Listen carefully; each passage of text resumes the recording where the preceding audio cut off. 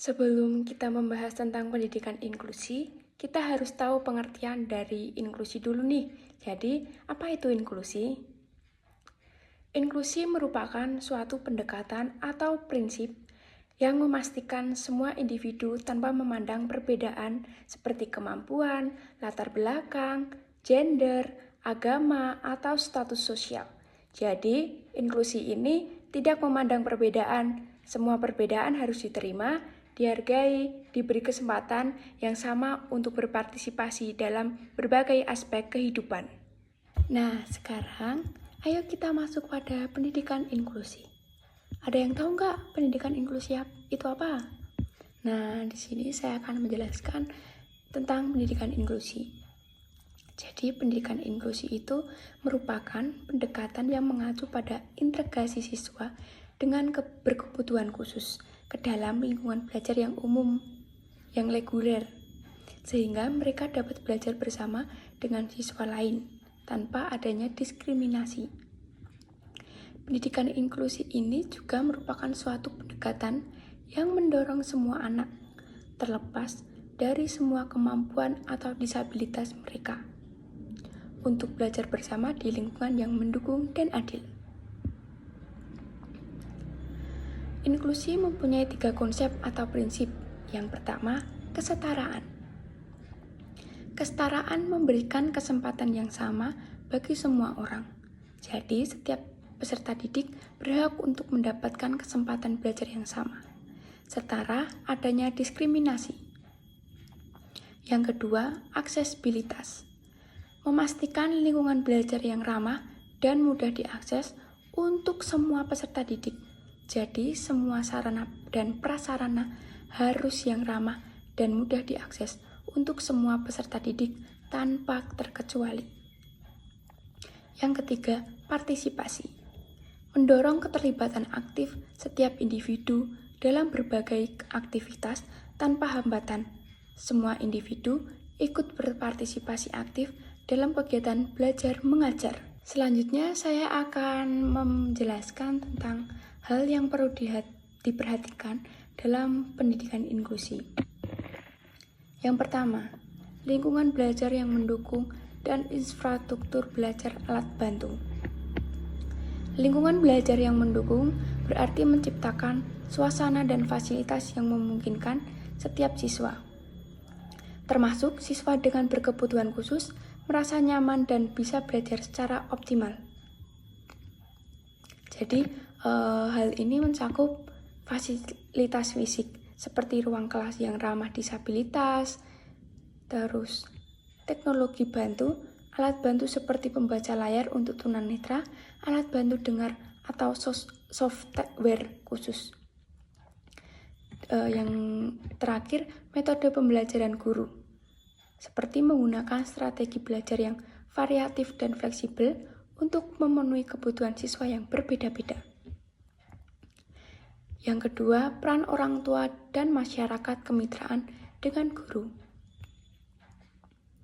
Orang tua memainkan peran penting dalam mendukung keberhasilan anak di lingkungan inklusif. Kemitraan dengan orang tua melibatkan mereka dalam perencanaan pendidikan orang tua. Perencanaan pendidikan orang tua dilibatkan dalam membuat rencana pembelajaran individual atau RPL yang sesuai untuk anak mereka. Pengawasan dan dukungan di rumah, masyarakat juga perlu menciptakan lingkungan yang inklusif di luar sekolah, mendukung penerimaan dan memberikan kesempatan bagi anak-anak untuk berpartisipasi di komunitas. Yang ketiga, kesadaran dan penerimaan masyarakat. Kesadaran dalam masyarakat adalah kunci agar inklusi dapat diterapkan secara efektif. Hal ini mencakup pendidikan publik, memberikan pemahaman kepada masyarakat tentang pentingnya menerima perbedaan dan mendukung keberagaman. Yang kedua, kampanye penerimaan, menghilangkan stigma atau diskriminasi terhadap individu dengan berkebutuhan khusus. Yang keempat, pendekatan individual dan evaluasi kemajuan. Dalam lingkungan inklusif, pendekatan pembelajaran harus disesuaikan dengan kebutuhan individual. Yang pertama, RPL, dokumen yang merinci kebutuhan, tujuan, dan strategi pembelajaran untuk siswa tertentu. Evaluasi berbasis kemampuan. Penilaian dilakukan berdasarkan kemajuan individu, bukan membandingkannya dengan siswa lain. Yang kelima, dukungan emosional dan sosial serta pengembangan keterampilan sosial. Lingkungan inklusif harus memberikan dukungan yang membantu siswa berkembang secara emosional dan sosial. Jadi hal ini mencakup dukungan emosional, memberikan pendampingan psikologis, dan menciptakan lingkungan bebas tekanan. Pengembangan keterampilan sosial membantu siswa berinteraksi dengan baik, membangun rasa percaya diri, dan menghargai perbedaan. Yang ketiga, lingkungan bebas stigma, menghindari perlakuan yang membuat siswa merasa terkucilkan atau kurang dihargai. Dan yang keenam, pendanaan dan kebijakan. Dukungan inklusi membutuhkan kebijakan yang kuat dan alokasi dana yang memadai. Hal ini mencakup anggaran pendidikan inklusif, menyediakan sumber daya untuk pelatihan guru, alat bantu, dan infrastruktur. Kebijakan inklusif, regulasi yang memastikan semua sekolah mengikuti prinsip-prinsip inklusi. Yang ketujuh, kesadaran akan keberagaman kebutuhan. Kesadaran tentang keberagaman kebutuhan berarti memahami bahwa setiap siswa unik dan memiliki kebutuhan belajar yang berbeda. Guru dan masyarakat juga harus menyesuaikan pendekatan. Tidak semua siswa belajar dengan cara yang sama, ada yang memerlukan bantuan tambahan atau metode alternatif. Menghormati perbedaan, kesadaran ini membantu menciptakan lingkungan yang lebih empatik dan inklusif. Jadi, poin-poin ini saling berkaitan untuk memastikan bahwa inklusi tidak hanya terjadi di atas kertas, tetapi benar-benar diterapkan dan dipraktikkan dalam kegiatan di kehidupan sehari-hari. Oke, di sini kita akan membahas tentang kultur inklusi atau budaya inklusi. Membangun kultur inklusi di sekolah reguler membutuhkan komitmen dan usaha serta seluruh komunitas sekolah termasuk guru, siswa, dan orang tua. Kultur inklusi tidak hanya mencakup siswa dengan berkebutuhan khusus, tetapi juga memastikan bahwa semua siswa tidak memandang latar belakang, disabilitas, kemampuan, atau kondisi sosial ekonomi dapat belajar dan berkembang bersama di dalam kelas itu. Menciptakan lingkungan yang inklusif. 1. Peningkatan kesadaran dan pemahaman tentang pemahaman inklusif, seperti edukasi tentang inklusif dan pendidikan anti-diskriminasi. Yang kedua, kepemimpinan sekolah yang mendukung inklusi. Komitmen kepemimpinan sekolah, pendekatan inklusi dalam kebijakan. Yang ketiga, pelatihan dan pengembangan guru. Pelatihan guru tentang pembelajaran inklusif berkolaborasi dengan guru pembimbing khusus. Yang keempat, pengembangan lingkungan belajar yang aksibel dan aman. Infrastruktur yang ramah bagi semua siswa, lingkungan dan bebas bullying. Yang kelima, membangun interaksi sosial yang positif. Program support dukungan sebaya, kegiatan ekstrakurikuler yang inklusif. Yang keenam, keterlibatan orang tua dan komunitas. Kemitraan dengan orang tua berkolaborasi dengan organisasi komunitas. Yang ketujuh, penggunaan teknologi untuk mendukung inklusi. Teknologi pembelajaran yang fleksibel. Yang kedelapan, pengembangan kurikulum inklusif. Kurikulum yang fleksibel dan diferensiasi materi yang mencerminkan keberagaman. Yang kesembilan, evaluasi dan pemantauan terus-menerus. Dan yang terakhir, menciptakan budaya penghargaan terhadap perbedaan. Selanjutnya, kita akan membahas kunci sukses pendidikan inklusi. Yang pertama, membangun iklim atau atmosfer ramah PDBK. Sekolah harus menciptakan suasana yang inklusif dan suportif sehingga PDPK merasa dihargai, diterima, dan memiliki kesempatan yang sama. Iklim ini melibatkan pengembangan sikap positif dari guru dan siswa lainnya, serta orang tua terhadap keberagaman dan keberadaan PDPK. Contohnya yaitu mengajarkan nilai-nilai empati kepada siswa, membangun dan menciptakan ruang aman, dan melatih guru untuk menghadapi tantangan dalam pengelolaan kelas inklusif.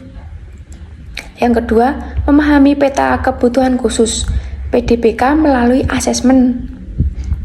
Setiap PDPK memiliki kebutuhan yang unik. Asesmen bertujuan untuk mengidentifikasi kebutuhan akademik, sosial, emosional, dan fisik PDPK guna merancang strategi pembelajaran yang sesuai.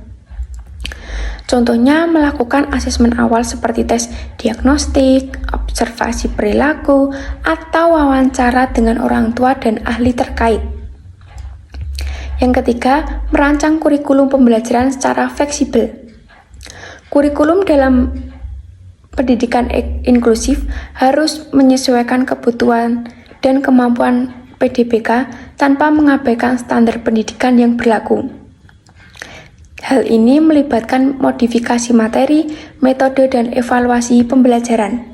Contohnya yaitu memberikan materi dalam bentuk visual untuk siswa tunarungu atau menyediakan alat bantu belajar bagi siswa tunanetra. Yang keempat, menyiapkan sumber daya. Sumber daya meliputi tenaga pendidikan yang kompeten, fasilitas fisik yang ramah PDPK, serta alat dan teknologi pembantu dan pendukung pendidikan. Contohnya menyediakan guru pendampingan khusus, aksesibilitas bagi pengguna kursi roda, atau perangkat teknologi seperti komputer dengan software pembaca layar. Membagi tugas dan peran tenaga kependidikan. Pendidikan inklusi memerlukan kolaboratif antara berbagai pihak seperti guru kelas, konselor, dan kepala sekolah. Pembagian tugas harus jelas agar masing-masing pihak memahami tanggung jawabnya. Contohnya, guru kelas fokus pada pengajaran, guru pendidikan kebutuhan khusus mendukung pembelajaran individu, konselor memberikan intervensi sosial emosional, dan kepala sekolah memastikan keberlangsungan program inklusi. Yang keenam, monitoring dan evaluasi. Proses pembelajaran harus tetap dimonitoring dan dievaluasi untuk memastikan efektivitas pendekatan yang digunakan sekaligus mengidentifikasi tantangan yang perlu diatasi. Contohnya, melakukan evaluasi mingguan terhadap pengembangan akademik PDPK dan meminta umpan balik dari orang tua serta guru. Tantangan dan hambatan dalam implementasi pendidikan inklusi. Yang pertama, kurangnya kesadaran. Banyak pihak termasuk guru, orang tua, dan masyarakat umum yang belum memahami pentingnya pendidikan inklusi. Minimnya pengetahuan tentang hak-hak peserta didik berkebutuhan khusus dan manfaat pendidikan inklusi seringkali menghambat pelaksanaannya. Contohnya yaitu orang tua siswa mungkin menganggap keberadaan PDPK akan mengurangi perhatian guru terhadap anak mereka, sehingga menolak keberadaan PDPK di dalam kelas inklusi. Yang kedua, sumber daya terbatas. Pendidikan inklusi memerlukan alokasi sumber daya yang memadai, baik dalam hal anggaran, waktu, maupun tenaga. Namun, banyak sekolah yang kekurangan anggaran untuk mendukung pengadaan alat bantu belajar, pelatihan guru, atau penyesuaian kurikulum. Jadi, contohnya itu seperti sekolah tidak memiliki dana untuk menyediakan alat bantu dengar atau perangkat teknologi lainnya untuk mendukung pendidikan PDPK. Yang ketiga, kurangnya fasilitas dan tenaga pendidikan yang terlatih. Pendidikan inklusi membutuhkan fasilitas yang ramah disabilitas seperti aksesibilitas fisik, ada jalan landai, lift, terus toilet khusus, dan tenaga pendidik yang memiliki keahlian khusus untuk menangani PDPK. Namun jumlah guru pendamping khusus dan guru terlatih seringkali tidak memadai atau masih sangat minim. Contohnya yaitu guru kelas tidak memiliki keterampilan untuk mengelola siswa dengan spektrum autisme atau tunarungu, sehingga kesenjangan belajar terjadi. Dan yang terakhir, stigma dan diskriminasi. PDBK seringkali menghadapi stigma dan diskriminasi baik dari teman sebaya, guru, maupun masyarakat. Stigma ini menyebabkan PDBK merasa tidak diterima dan sulit untuk berkembang secara optimal. Contohnya, siswa PDBK dijauhi oleh teman sekelas karena dianggap berbeda, atau bahkan mendapatkan perilaku yang tidak adil dari guru karena dipandang merepotkan. Nah, jadi dari kekurangan di atas ada beberapa solusi untuk hambatan-hambatan. Yang pertama, kampanye kesadaran tentang pendidikan inklusif. Yang kedua, pengalokasian anggaran yang memadai dari pemerintah atau lembaga terkait. Yang ketiga, pelatihan rutin bagi guru dan staf sekolah. Dan yang keempat, penerapan kebijakan anti diskriminasi serta penguatan nilai-nilai empati di lingkungan sekolah dan masyarakat. Implementasi pendidikan inklusi yang efektif membutuhkan kolaborasi antara pemerintah, sekolah, dan masyarakat untuk mengatasi tantangan ini secara bersama-sama. Peran guru dalam pendidikan inklusi. Yang pertama, pemahaman mendalam. Guru dalam pendidikan inklusi harus memiliki pemahaman mendalam tentang kebutuhan dan karakteristik peserta didik berkebutuhan khusus. Hal ini mencakup pengetahuan tentang jenis-jenis kebutuhan khusus, cara mengidentifikasi potensi dan hambatan belajar, serta strategi untuk menciptakan lingkungan yang mendukung. Contohnya, guru memahami kebutuhan seorang siswa dengan spektrum autisme seperti rutinitas yang konsisten atau lingkungan belajar yang bebas gangguan sensorik. Yang kedua, pengembangan strategi. Guru bertanggung jawab untuk mengembangkan strategi pembelajaran yang inklusif, kreatif, dan fleksibel agar sesuai dengan kebutuhan semua siswa, termasuk PDBK. Strategi ini dapat mencakup modifikasi kurikulum, metode pengajaran yang variasi, serta penggunaan alat bantu. Contohnya menggunakan metode visual untuk siswa tunarungu atau memberikan waktu tambahan untuk siswa yang dengan kesulitan belajar dalam menyelesaikan tugas. Yang ketiga, guru kolaborasi. Guru perlu berkolaborasi dengan berbagai pihak, seperti guru pendampingan khusus, orang tua, konselor, serta tenaga ahli lainnya, untuk memastikan bahwa kebutuhan PDBK terpenuhi.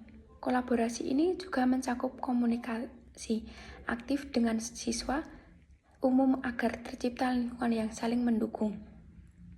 Contohnya, guru bekerja sama dengan GBK untuk menyusun program pembelajaran individual atau RPL, atau berkonsultasi dengan terapis tentang cara menangani siswa yang berkebutuhan khusus.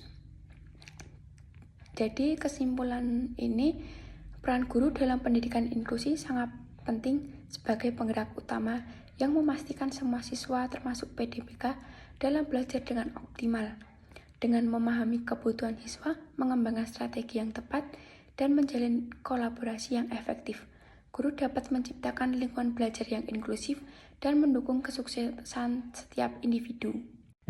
Kesimpulan filosofi pendidikan inklusi. Pendidikan inklusi adalah wujud nyata dari cita-cita pendidikan nasional yang berorientasi pada kemanusiaan, keadilan, dan penghormatan terhadap keberagaman. Dalam konteks Merdeka Belajar, pendidikan inklusi mengedepankan prinsip kebebasan dan fleksibilitas untuk menyesuaikan pembelajaran dengan kebutuhan individu, termasuk peserta didik berkebutuhan khusus. Filosofi ini selaras dengan pemikiran Ki Hajar Dewantara yang menekankan bahwa pendidikan harus menghormati kodrat setiap anak dan membantu mereka berkembang sesuai potensinya. Pendidikan inklusi menjadi landasan penting untuk mencetak manusia Indonesia yang toleran, menghargai keberagaman, ramah, dan multikultural. Jadi, untuk mencapai cita-cita ini, semua pihak pendidik, orang tua, pembuat kebijakan, dan masyarakat perlu mengambil peran aktif dalam mewujudkan pendidikan inklusi. Merdeka Belajar memberikan ruang dan peluang besar bagi sekolah untuk menciptakan sistem yang memberikan akses pendidikan yang adil dan setara bagi semua anak, menciptakan lingkungan pembelajaran yang inklusif, ramah, dan mendukung perkembangan karakter, menciptakan generasi yang tidak hanya unggul serta akademik tetapi juga memiliki karakter yang menghormati keberagaman dan bertindak sesuai nilai-nilai Pancasila. Yadza Dewantara pernah berkata, setiap orang menjadi guru, setiap rumah menjadi sekolah. Marilah kita bersama-sama menjadikan pendidikan inklusi sebagai jalan untuk mencetak generasi Indonesia yang berkarakter, tangguh, dan mampu hidup dalam harmoni di tengah keberagaman. Dengan memperpraktikkan inklusi, kita tidak hanya mendidik anak-anak yang toleran dan berkarakter, tetapi juga membangun bangsa yang lebih harmonis dan adil. Jadi sekian video pendidikan inklusi yang dapat saya berikan. Semoga bermanfaat. Sekian dan terima kasih.